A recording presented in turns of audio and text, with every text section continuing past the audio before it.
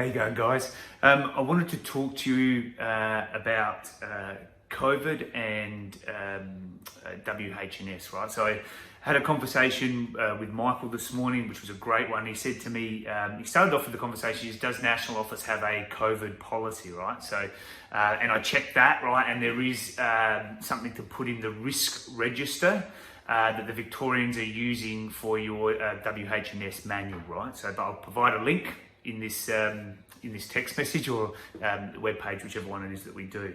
But the first thing to say though is, okay, that's one thing, right? But the first thing I said to Michael was, I said, well, listen, you can do the course on, how to protect yourself from COVID and protect the general public for it as well. And a few guys have done that. It's free and it takes about 20 minutes, right? So I said, you should do that. He said, I've done that. I said, oh, that's fantastic. That's step one.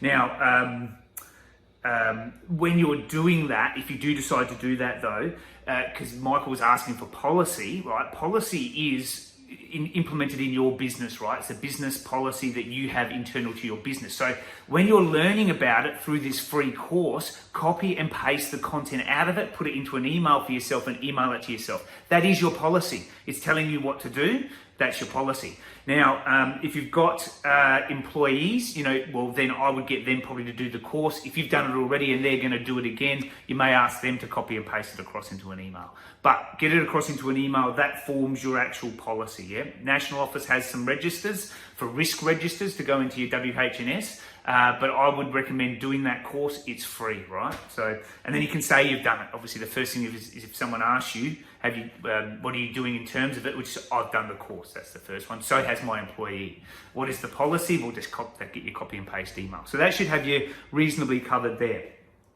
Of course, WH&S, we then got onto the topic of that because he's got an employee.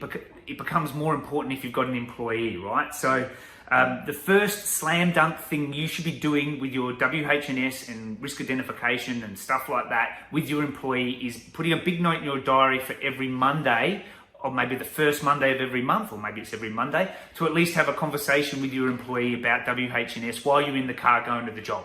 Yeah, so you just put it in big, square in your diary at whatever duration you want it to do it, but do the 12 times per year at least, and have a conversation with them about it. Now you've documented that you're engaging in the process. That's probably the biggest thing, right? Is that you've documented a diary notation for you to talk, you're engaging in it. That's very important for WH&S, and it shows that you're not being neglectful, right? How well you document what he replies to you and stuff like that, well, that's up to you, right? But and what you believe, but you've got to at least do that, right? So that's a slam dunk. It's easy. Just talk to them in the way, make sure you diarise it. It's 2 seconds, done. Make sure you're doing that. A bigger one is, it's arguable under WH&S whether or not you should be doing site inspection sheets, right?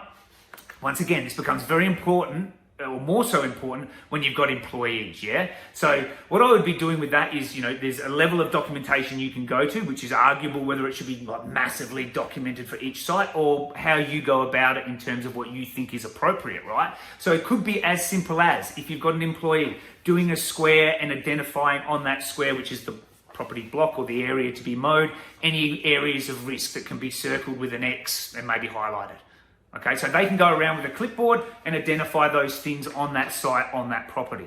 So that is something that I would be getting them to engage in, and it covers you. Now, Michael's response to that was, obviously that is the biggest job, right?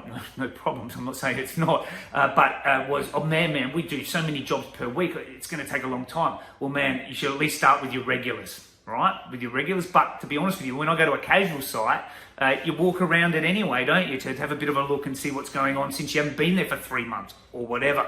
Particularly if they're bigger blocks, it could be bricks using bigger machinery. Man, it pays to do a bit of a walk around anyway. So all you've got to do is document it now as you're walking around with your clipboard, yeah?